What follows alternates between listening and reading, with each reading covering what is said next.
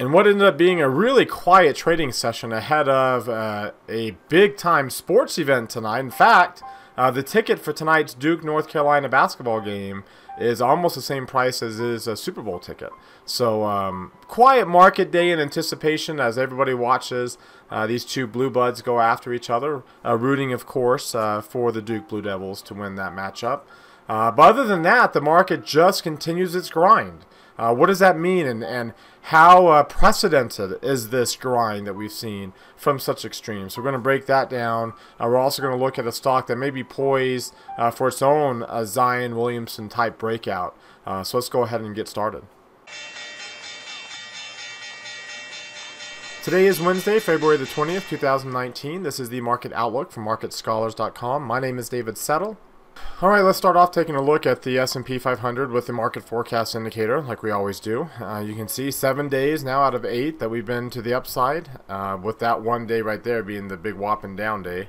And you can see all the, in fact, 28 out of 38, and we had 12 out of what would that be? 12 out of 15 up days. So 3 weeks, you've only had 3 down days, and those are the 3 down days there since January the 29th. So the market, and that's really, that was a brief little near-term pullback. But that's the last 2 near-term runs that we've had. One, with a 5-day move, then 2-day drop, and then now a 7 out of 8 day move higher, and still no, obviously no drop yet. It is how many days now? This would be 1, 2, 3, 4, 5, 6, 7 days. The near-term line has been above 50.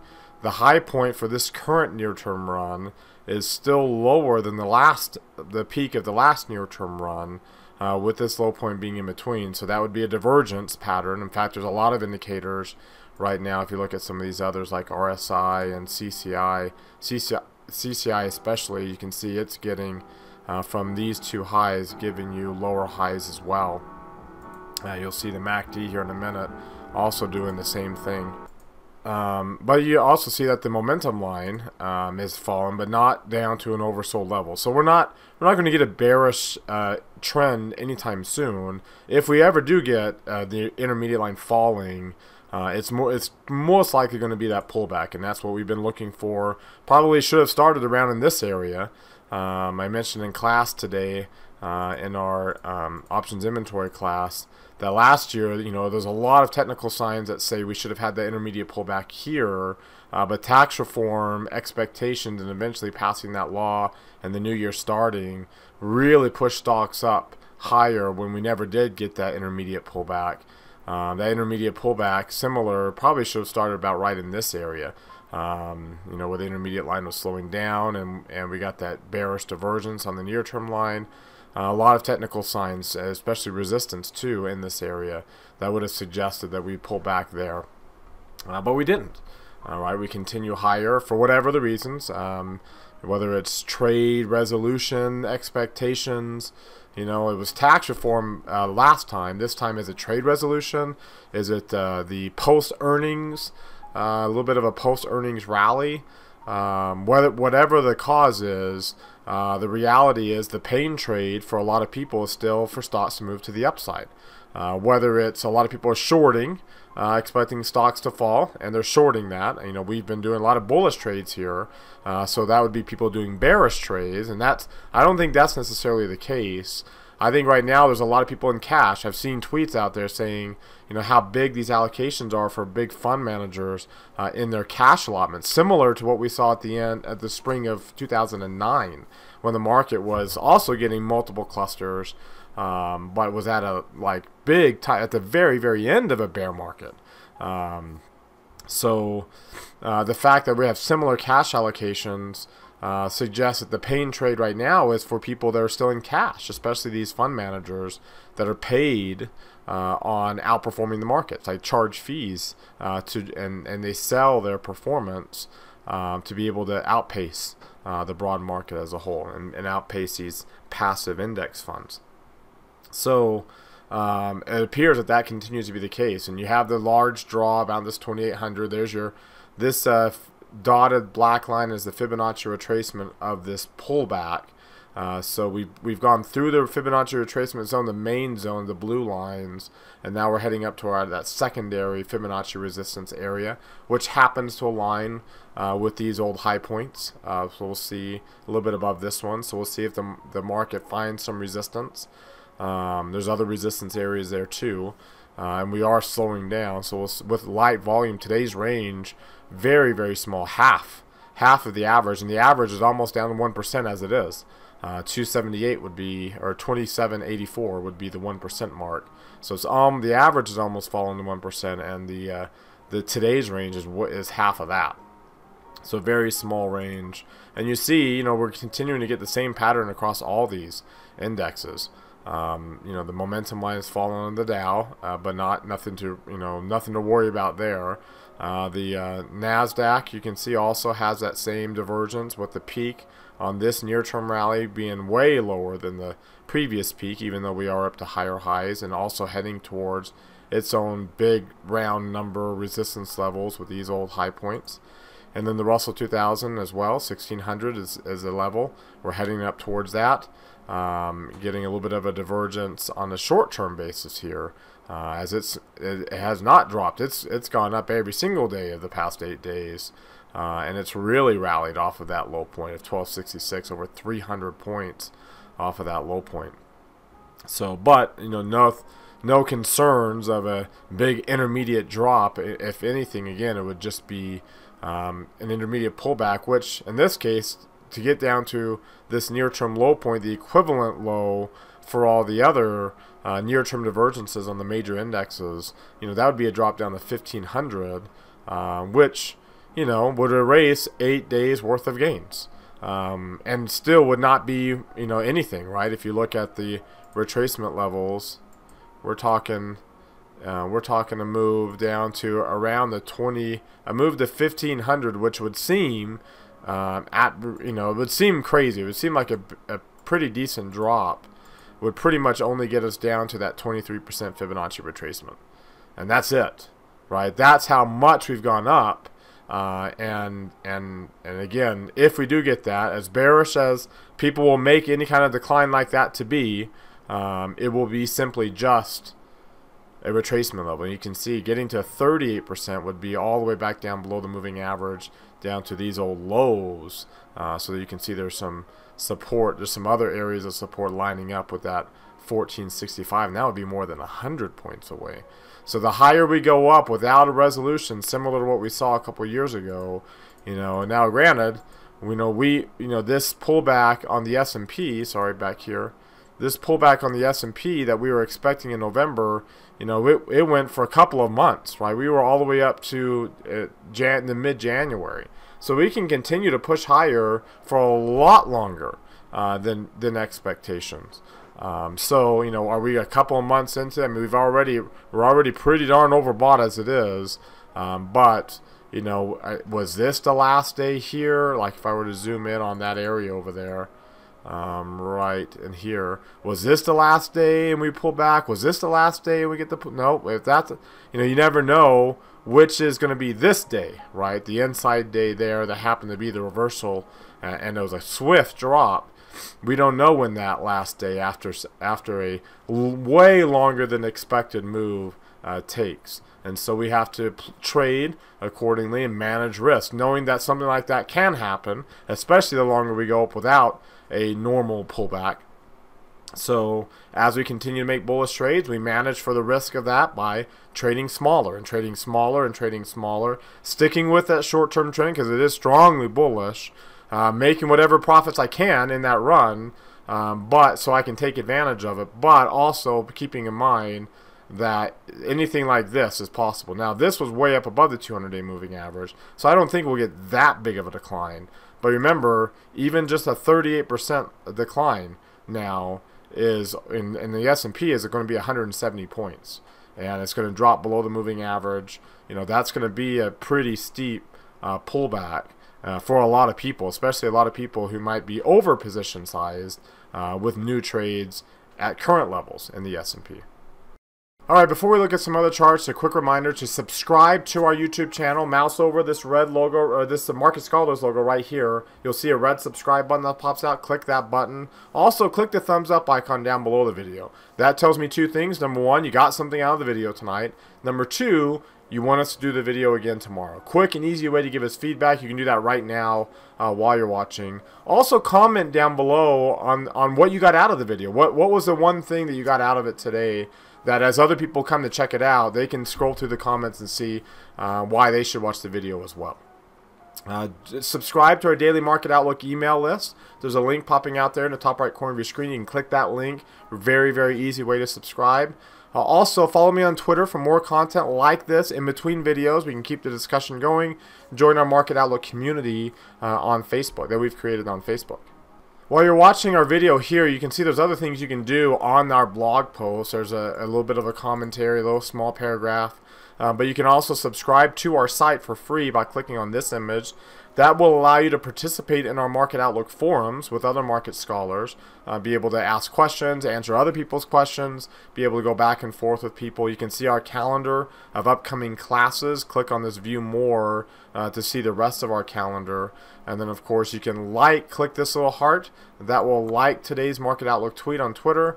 And then click on this image. It takes you to your Facebook page where you can like tonight's Market Outlook post on Facebook. The more you do those two things, again, that tells us that you want us to do these videos. You can do it right now while you're watching. It also tells those two social media services that you want them to keep pushing you our stuff within your timelines with all the other stuff that you may be following as well. Alright, so while the weekly candle so far this week has been really small, remember it is a 4-day week, it's a holiday week, it's really, really small relative to what we've seen here, so we are slowing down. The Heikin Ashi candle, on the other hand, is not. So the Heikin Ashi, you can see, is nice, good, and strong, which means that the open for next week will be, even higher now than where we're at here. So, that the open of the candle of the Heikin Ashi is the midpoint of the previous week's body. And getting that long lower shadow leads to a transition period, right? Transition of any kind of reversal that we may get. So that's what you keep an eye on. In fact, if you look at SPY here, let's just really quickly calculate what it could be next week. Give me 1 second here. Alright, so it ends up being, as of right now, 274 will be the open for the next week. Now that can change because you see the close at the top left is 277.57. That's an average of this week's open, high, low, and close for SPY on this regular candle. So that, obviously we got another day, another 2 days of trading that can influence that closing price. So we'll see what ends up happening there. As of right now, it'd be 274. We're trading at 278, so we're getting a lot closer to the midpoint's getting a lot closer to current trading levels, which, barring a significant move, more of a significant move to the upside, will start to, it'll make it more and more likely we get that long lower shadow, which, as I said before, doesn't have to lead to a reversal. You can see an example right here. It doesn't always lead to a reversal. That's actually the reversal. Again, another technical sign of why there should have been a reversal in November of last year, or 2017, and we continued up higher and higher and higher, right? Well, so it doesn't have to, but, it is a good sign that one may be coming. Especially if you see, it doesn't always, there you didn't have a red candle, but over here you did. So if you get a red candle as well with that reversal, then, this wasn't a red candle. But if you get a red candle as well, that's another sign that it can be, that we could be getting a transition period.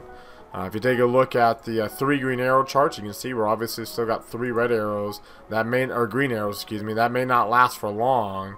If you look at the 2 lines, you can see just how bullish we remain on the, this is more bullish here in fact, I went back, here, let me go back 5 years. That's more bullish here than we were in this level, because we were higher, right? The price was higher than it is right now at this level. So we were more bullish there than we were even over here, which was the 3rd highest. Oh, excuse me, this one right here, which was the 3rd highest, which was the highest level of bullishness. We were coming off that sharp low point. Well, we're coming off an even sharper low point than we were in 2016. In fact, we have to go all the way back to 2011. That low point that we had over here, and then that subsequent high point. But you see, remember, we had the hiccup here. That's kind of the last time we've gone from one extreme to the other. This particular time, we haven't had the hiccup. So, and this is a pretty big extreme to the upside, and you can see the divergence forming on the MACD. So it's hard for the MACD to continue to push. That blue line basically is the difference, is the gap between the green and the red lines up here at the top.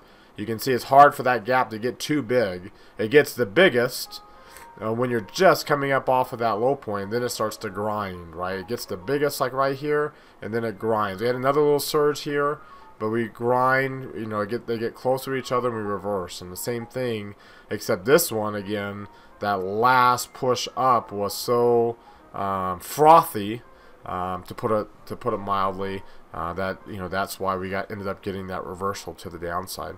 So a little frothy here, simply again because we're coming up with such extreme lows without the typical hiccup that you typically get when these lines converge initially, right? You typically get a hiccup and then more of a something like this over here. You get the hiccup, then you get the retest, and you get another little hiccup here. They converge a lot more closer. Then we rally, right? That's the more typical, and we obviously did not get that here. So we'll keep our eyes on that slowing momentum. It usually grinds its way down to zero because of how extremely high it is, and what we've seen in the past when we've been to these levels. We tend to get quicker pullbacks towards zero. So this is something to keep an eye on, that expectation. The stochastics has been pretty overbought now for an extended period of time. In fact, it's been above 80 now for about a month and a half, and you can see over the past couple of years, you know, that's not soon. Back here was the last time, and again, there's that expected run pullback that we should have had right here, and then we continued higher, and you can see again another time, about a month, that we stayed really strongly bullish. Remember, we are more than a month. We got up here, the orange line got up above 80 and January 14th, so we're a month plus of having the orange line up above 80. Here, I took off that blue line just because the orange line is a 5-day smoothed, simple moving average of the blue line. That's what the orange line is. So again, you can see it's not too often that the orange line stays up there. Again, we were here, and that's what should have led to a pullback that we didn't get. And then all the rest of the times, it doesn't stay up that long.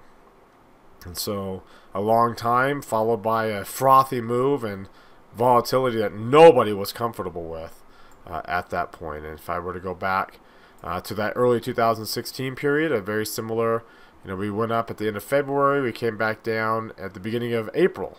By the time we diverged here and then entered that period of volatility. So very similar. You almost could look at this period of time here in late 2016, the last time we had the global recession, but U.S. slowdown, only U.S. slowdown. You could pattern and look, you know, barring this little hiccup here that produced that bullish divergence. This is probably the closest time lately that we can compare the current rally we have in. It eventually diverged at that point right there, and like I said, then we had about a couple of months of swings up and down, culminating in that June 2016 pullback. That was obviously Brexit related, and that eventually bounced up, but volatility nonetheless, and then eventually the volatility that preceded the U.S. elections in November of 2016. Look how small today's trading range is, and again, unless we continue, we did get a new 4-week high, but just barely. Unless we continue to really push that up hard, by the end of next week, this low point is going to be right into this area. A little bit lower, I think it's going to be actually right there. But essentially it's going to be up into this area, which is going to push. Remember, 274 on the Heikin Ashi for next week will be the purple line. That's going to be up here, right? The low point, the brown line, which is down here at 270 now, this week's low point is going to be all the way up here, where the green dotted line is. That's yesterday's low. That would be this week's low point as of right now. That's going to move up a lot higher. The dotted line is going to move up. If we move up from 260 up to 268, so about 7.5 points, then we're going to move this dotted line up almost 4 points, up to what would it be, around 274. So it's going to move up into this area too. So barring big push up higher, which right now we don't have the volatility to do, we're getting more small moves, small grinding moves, then we're going to really start to tighten up this range and start bringing these short-term support levels up a lot closer to where they can be a lot more easily tested. If you take a look at the volume and the trading range today, here we go. We take a look at it right here. As I mentioned before, the trading range is really small, and the volume at 76 million. Look at the volume. It's just dropped off like a rock, down more than half of what it was at its peak here after that December low point. The trading range is also down almost to that 1% level, which is what this measures up here. So just over 1%, almost back down to its range. So not quite to the level where the bullish trend is intact. That's what you cross below that 1% level. That's when you know the bullish trend that you've started here is now entrenched, right? We can expect a long-term move to come out of this. We're not quite there yet. VIX really dropped down a lot today, dropping down to but you notice with the kind of a big drop we've had in volatility since options expiration, we've gone from, we started that Monday or Tuesday, excuse me, almost at 95%, and we've fallen to 90%. We haven't dropped significantly below 90% like we have dropped pretty significantly below 15. So it's kind of interesting that volatility is falling on an absolute basis, but not quite on the relative basis that would suggest, again, that the bullish trend is intact and entrenched, and any jump we might get would get us to the 90% level. You can see again, I've shown you this before, when we drop below 90%, sometimes we pop up here to 1, but for the most part you pop up to that 90%. That's when you know the bullish trend is just entrenched there and it's grinding higher, and this is when the bearish trend takes place and it's entrenched until we get now in this kind of neutral level. We're in this neutral area between 90 and 95%, where we haven't really broken through yet to the downside. Today might be the breakdown for all we know. We'll see how we finish up the week with this volatility move. Alright, well, before we look at what's driving this price action and our trade idea of the night, I want to see what you think about this market outlook that we just looked at. Do you agree with that assessment? Do you disagree with that? Click that poll that's popping out in the top right corner of your screen, then hit either agree or disagree.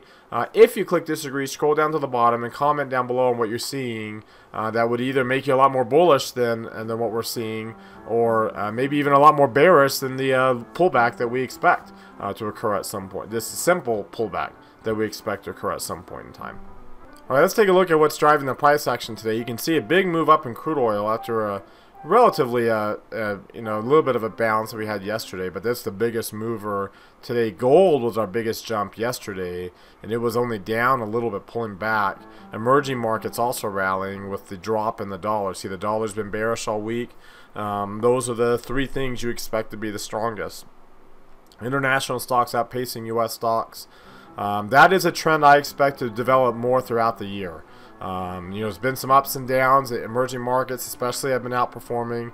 I continue to expect. In fact, that's a big chunk of this relationship, and how to trade that relationship is at least how to position our long-term portfolios for that kind of expectation is a big part of what we're focusing on in our portfolio management class. So, and you can see that developing here today. On the other end of the spectrum, bonds have been flat. High yield bonds have been flat. Here in purple is preferred stocks. They're flat right there with high yield bonds. So bonds and stock equity is still pretty performing equally there. Small cap stocks outpacing large cap stocks. That's a bullish sign.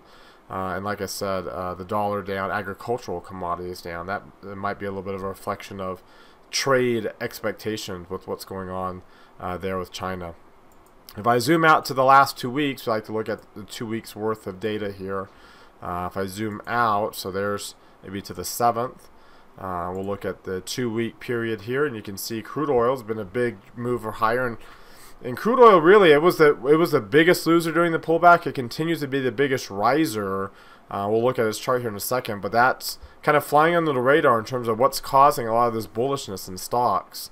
You can see small cap stocks really leading the way higher as well, up more than double what the S&P is up over the last couple of weeks. But look at gold. I mean, that's a safe haven asset class.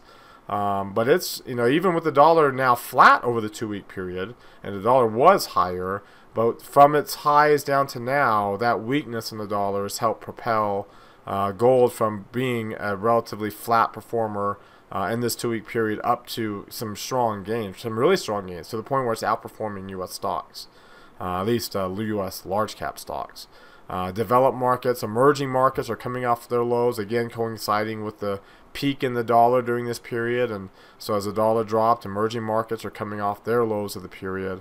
Of course, crude oil was down the most during this period, but agricultural commodities still hanging in there, very, very weak. Let's take a look at that crude oil pattern. Like I said, kind of not getting as much pub for being one of the main drivers of this bullishness in stocks.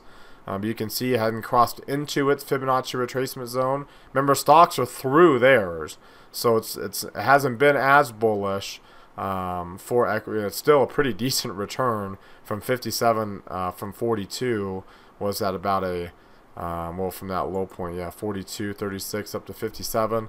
We're looking at about a 15-point return. That's over 30% rally in crude oil off that low. So, but this shows how bearish it was, considering that's even though it's outperforming stocks, it's not outperforming stocks in terms of getting through its Fibonacci retracement zone on a long-term basis. You can see again the S&P is well through its 50% level, but continuing to outperform and close to meeting up at that 60 level where there's going to be some relatively strong resistance at that 200-day moving average. Another factor that's another kind of interesting pattern that you see is with the 10-year note. Now you notice the 10-year note, like the stock market, fell down here in this last week in December and started to bounce for a couple of weeks, just like the stock market did. Let's see, from this week of January the 7th. You look, that was the first week right there. So the stock market actually bottomed out the week of the 17th, and the week of the 24th is when it rallied. There's the week of the 31st. That's kind of how the stock market's done, and has gone up 1, 2, 3, 4, 5, 6, 7, 8, 9. 9 weeks now. Yeah, 9 weeks. So look at the 10-year note instead, which typically has a pretty decent correlation with stocks. But so again, stock market bottomed out right there. The 10-year note actually went down 2 more weeks longer than the stock market did. Then it rallied, but you notice it's continuing down. So, during this 9-week period where stocks have gone through the roof in this amazing technical run, that has not been supported by the bond market. The bond market is actually, from that Christmas Eve low point, which is the week of this candle right here, actually this one right here, from this week, this is the week it actually rallied, but from that's the week with the lowest close in the S&P. We're way up above that low on the S&P. We're actually below that low on the 10-year note. So, and we're continuing to pull back, and we're entering more of a bear market. In fact, you look at TLT, which is the ETF that tracks long-term bond prices, and it's got this golden cross going on. And we've had the pullback, and we're continuing to trend higher. There's going to be some ups and downs, but you've got a decent golden cross going on in the bond market and considering that the Fed is done raising interest rates, that pattern's most likely to continue throughout the rest of the year. It doesn't mean that stocks have to fall. Stocks will most likely rise, being pulled up by what's going on in the foreign markets. If you take a look at the foreign markets here, and let's switch this list over here to our foreign market, to the biggest economies, the ETFs that track the biggest economies. We'll do it right here. You can see India, Poland, Russia, Taiwan, Korea. You have some emerging market names here. You also have a couple, Canada, Germany, and then the UK, some developed markets outperforming too. You can see what they look like on this chart. They're all above rising moving averages of green charts except for 3. India, which is on this bearish trend, Russia, which has a weak bearish posture, and Brazil, which has an even weaker, but still a bearish posture. Still above their rising moving averages, that's why they're green, but showing some signs of weakness. Whereas some of these other developed market areas, especially in the UK, in France, more so than Germany, you're getting some really strong outperformance. I expect these areas, not so much to develop, even though they will, I expect they to outperform. I expect these areas to outperform, but I especially look for these emerging market areas, India, China, Russia, Brazil to an extent. I expect those areas to outperform the most throughout this year as the dollar pulls back and as interest rate hike expectations in the U.S. Pretty much drop to zero. You see, with the economic surprise index still pretty sharply negative as we've been over the past year plus. So that's a pretty negative sign, reflecting again weakness in the macro environment in the U.S. Not necessarily like recession, but still weakness. And you can see we are in a global recession globally, and looks like these equity markets are starting to pull themselves a little bit out of it. Here are your rate hike odds for the rest of the year, and you can see very, very small, 4% for just one rate hike, whereas you have more than double that for a rate cut. Still small, but more than double the rate hike odds by the end of the year. So again, that puts pressure on the dollar, puts pressure on yields, lifts bond prices, and stock prices in the U.S. will probably, while they still may be bullish, and that's what we expect, not as bullish as these other international areas, which would benefit even more from that dovish, from those dovish Fed policies. You can see on these charts the sectors, energy and materials. These are the sectors that we expect to do well. They're starting to move their way higher. Materials really had a big move. It had the biggest move out of anybody today. Financials, industrials, energy. See, these are kind of dollar-sensitive areas. Energy, industrials, and materials. You expect them to be higher. Weakening yields will help utilities and real estate, even though real estate was down here. Weakening yields will help those areas. You can see staples, real estate, and healthcare. So you're kind of your safe haven, aside from utilities, your safe haven areas. Your utilities have been really bullish. And in fact, you can see utilities and real estate are the areas that have gotten the overbought clusters, in addition to communication services, which still has a lot of safe haven from a telecommunication service, has some safe haven attributes to it, while it also has some cyclical attributes to it. And then of course staples. I mean, those, all the oversold, overbought clusters have come in your safe haven areas. Which takes us now to our trade idea of the day, and taking a look at a stock that I think has a decent chance of making a run here, especially as we move up towards its earnings here post-April expiration, is Halliburton. Halliburton is really building a strong base of volume over the one-year chart after this heavy decline from 54 all the way down to 24. A little bit of an inverse head and shoulders pattern developing. It's at its strongest base of volume there is. It's trying to make its way through. In fact, if you take a look at today's volume, we'll take a look at the two-line versions here. Today's volume was 1.5 times the average, kind of a jump of volume, bouncing up off the moving average. The MACD crossing above its moving average. Stochastics is bullish, trading in the upper half of the 4-week range. So it kind of looks like it's poised to make a little bit of a run on this. You look at some of the other indicators. You saw the Bollinger Bands with its Bollinger Band width pretty low, relatively low to where it's been in the recent past, and you can see how it's made runs at these levels. Look at the DMI for Halliburton, and let's look at all the DMI indicators down here at the bottom. There we go. You can see we have a strong bullish pattern crossing above 25 for the first time, crossing below 20, or crossing above 25 right now. With the potential that it can make. Again, the last time it crossed above 25, it didn't make nearly the bullish run as the bearish move it had since. So that kind of a bullish move would have a really strong pattern, or strong rally for a stock like Halliburton. And you can see there's some room, there's some, again, space in between that 50 and 200-day moving average, some space for it to trade up into and head up towards this level, even all the way up to 40, where the actual old low point is, where there will be some Fibonacci retracement, right? The Fibonacci retracement of this decline. Let's get in here. Let's get right here. There we go. All the way down to that low point, you can see that's where the 50% Fibonacci retracement is. So even a move to 40 would be a pretty decent move, and would not be, you know, from a Bollinger Band standpoint, there's not a lot of volume in between where we're at and up to that 40 level. In fact, that's where the next major, bigger volume node is.